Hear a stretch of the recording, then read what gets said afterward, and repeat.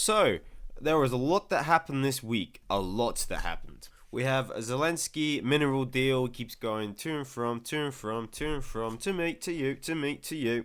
It's all kicking off with Russia and Ukraine. There was a warship in the English Channel a few days ago. Trump had his State of the Union where they were upset.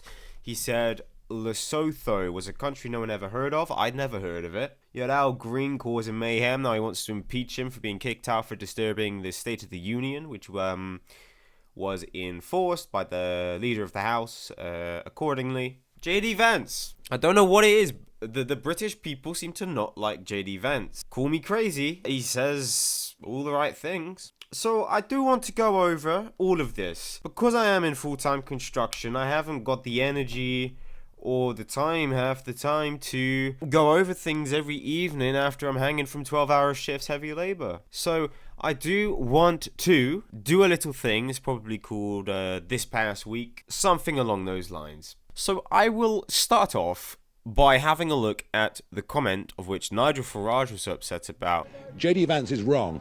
Wrong.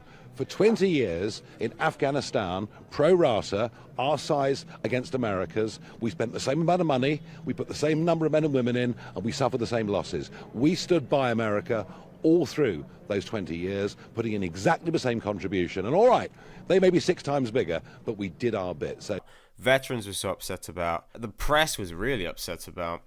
With J.D. Vance calling Britain supposedly a random country. So here's a video. J.D. Vance calls UK some random country that hasn't fought war in 30 years. When you would talk to the Biden administration officials in private, it's another example of a terrible situation the Biden admin left the Trump administration. When you ask them what's the plan, okay, we're going to spend tens of billions of dollars, hundreds of billions of dollars in Ukraine. What is your plan? And they would honestly tell you, well, we're just going to send them weapons for as long as we can and hope eventually they can turn the tide. Hope is not a strategy. Throwing money and ammunition at a terrible conflict, that is not a strategy. The only guy in town with a strategy is the President of the United States, and everybody needs to follow his lead. What scares me is Zelensky, when he says it's going to go on for years, how many more lives are going to be lost? He's not going to have a country to save at the end of that. The minerals deal would have provided the monies to rebuild their country and a strong U.S. presence and maybe European troops as well. Well, here's the thing. Yeah, he's spot on. Zelensky can't decide if he wants the mineral deal or not, because you have people like Keir Starmer in the European Union. Now that the US are like, look, mate, this is silly. It's going nowhere. It needs to end. We're not going to give you hundreds of billions and involve ourselves anymore in you continuing this conflict. It needs to be resolved. This can't last forever, which is the right approach. What is the wrong approach is Keir Starmer saying, we must stand with Ukraine until the very, very end. And we must give them all the billions we have. But pensioners can't heat their homes. They're going to slash benefits for mostly people who need it. But, you know, there are people who cheat the system for sure. But there are some people who genuinely, you know, are very, very disabled, have some severe mental health problems, and they can't work. So I do feel for those people. The people who abuse the system, I'll never feel sorry for. But he's spot on here already. He's gone over the minerals deal I mentioned earlier. I'll let it continue to the comment.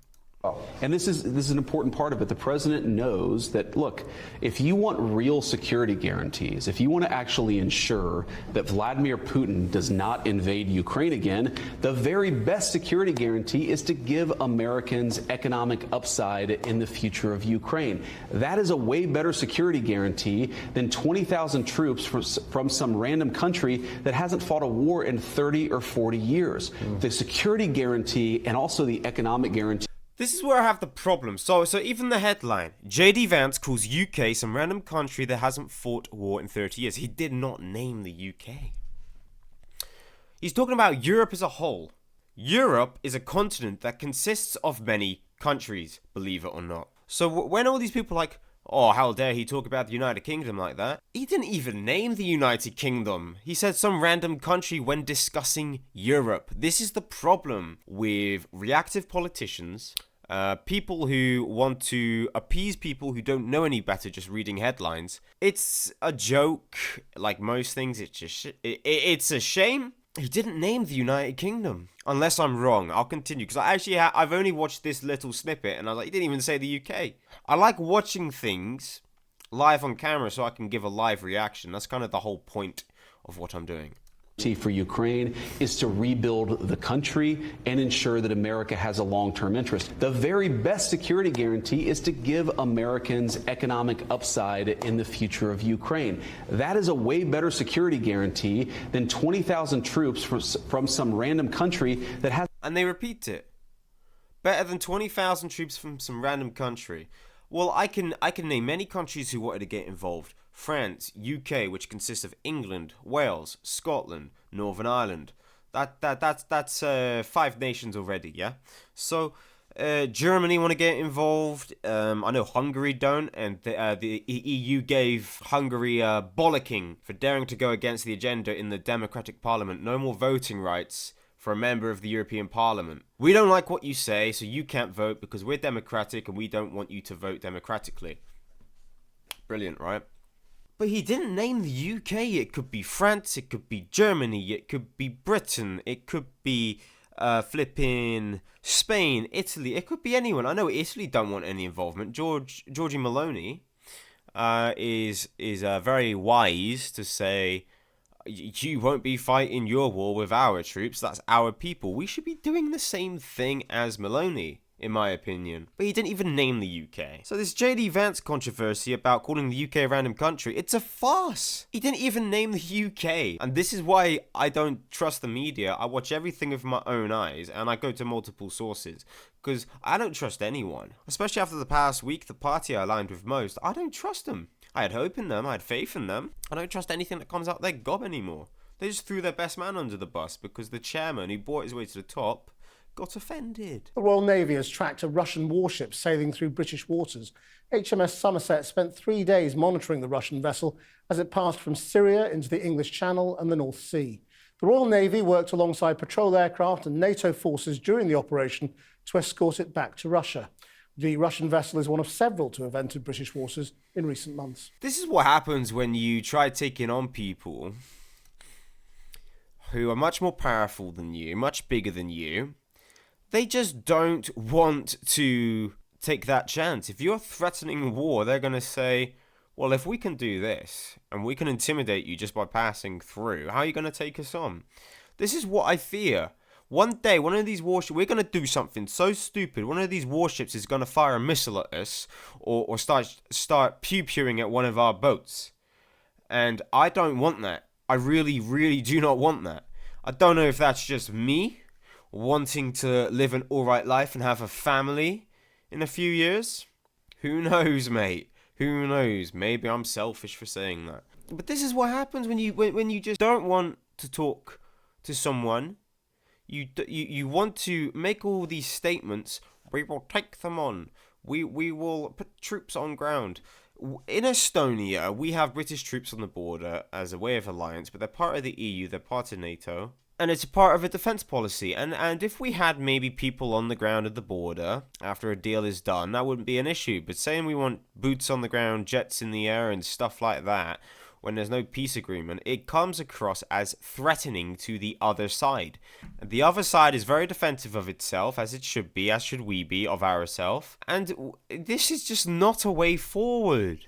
To make threats instead of make a peace deal and get security, we just need to calm it down a little bit. See people as adversaries instead of enemies who can literally snap their finger and wipe us out. This is not a way forward. It may sound good to people who are like, we're still the best.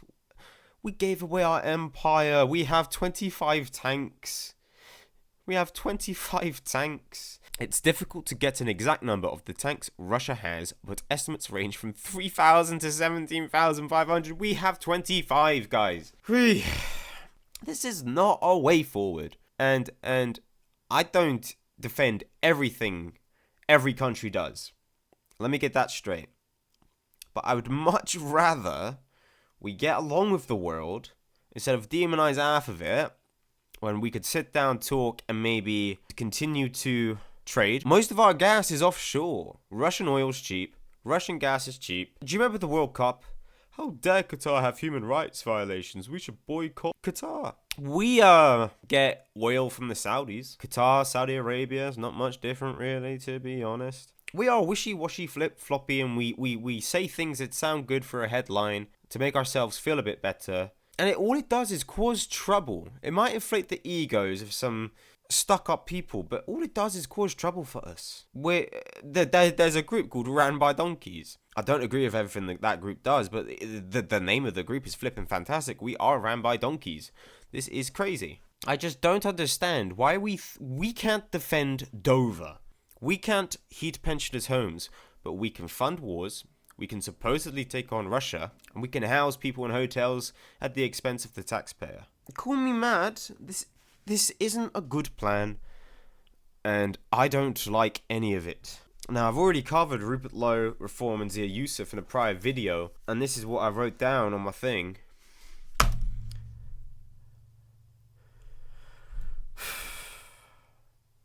If it wasn't such a real situation, it would be hilarious. Like, yeah, right. This is a really bad skit, and we're living in it.